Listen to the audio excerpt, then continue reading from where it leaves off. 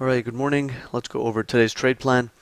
So in the overnight session, we failed at 1800, got a strong sell-off on a lot of volume.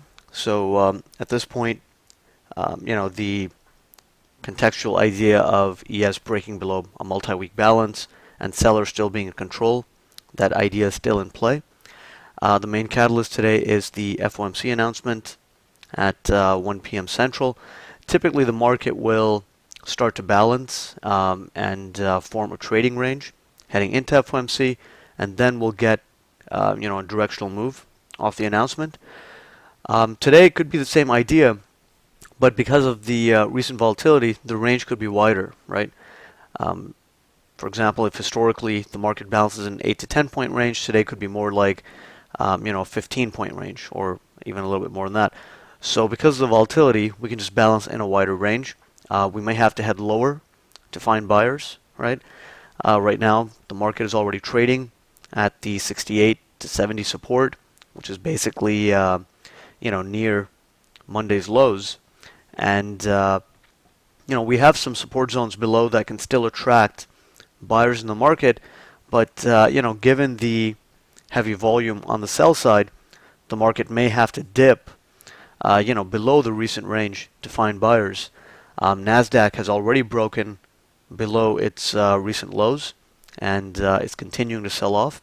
And because of that, we are going to be cautious on the long side and continue focusing more on the short side, which would be in alignment with the bigger picture underlying context and bigger picture bias.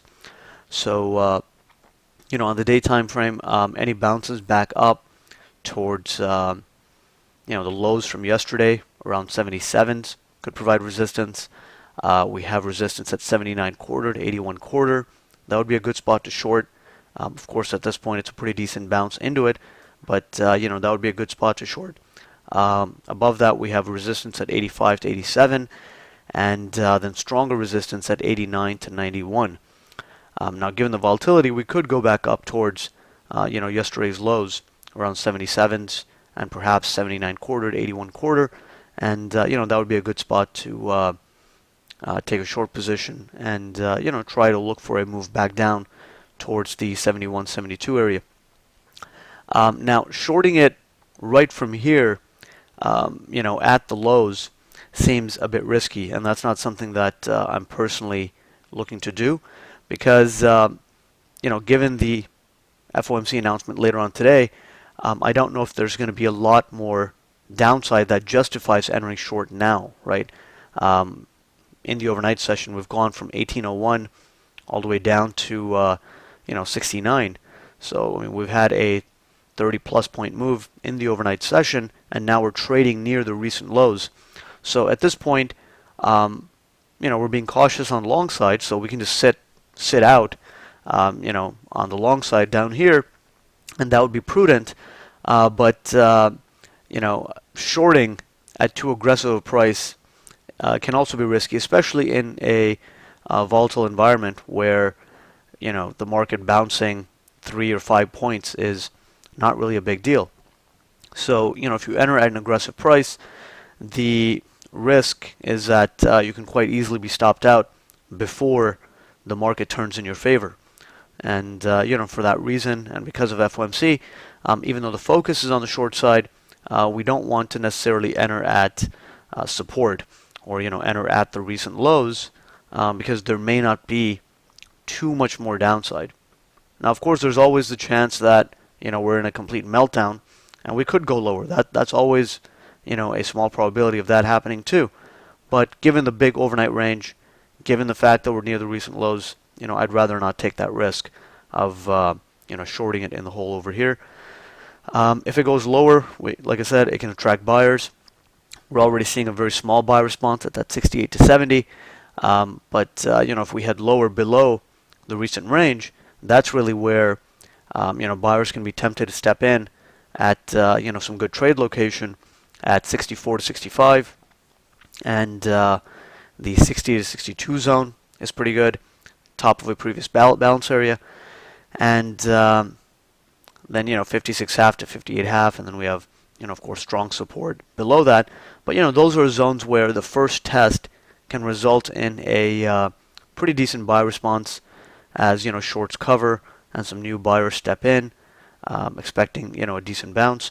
So those areas can still attract responsive buyers, and we can still get some pretty decent bounces off those zones, because in this volatile environment, getting a 7-point, 10-point bounce is not a big deal. So, bouncing 10 points off of the 64 area, for example, would not be a big deal, or off the 60 to 62 area would be quite normal and in line with our normal expectations of how the market works.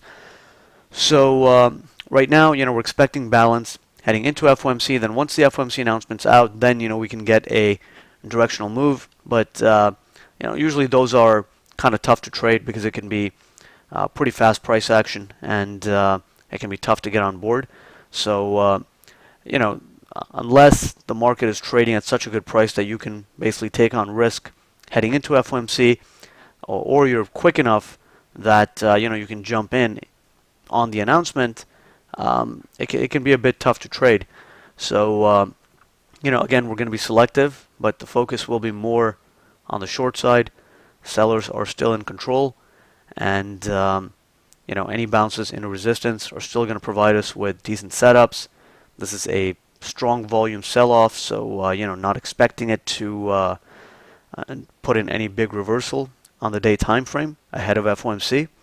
So we'll just continue to look to short, on any decent bounces, or if in real time we're getting like a decent tick reading to the upside that's indicating short-term exhaustion on the upside, like a plus 500-600 tick reading, that can also provide us with a spot to enter short, even if it's not exactly at a resistance zone.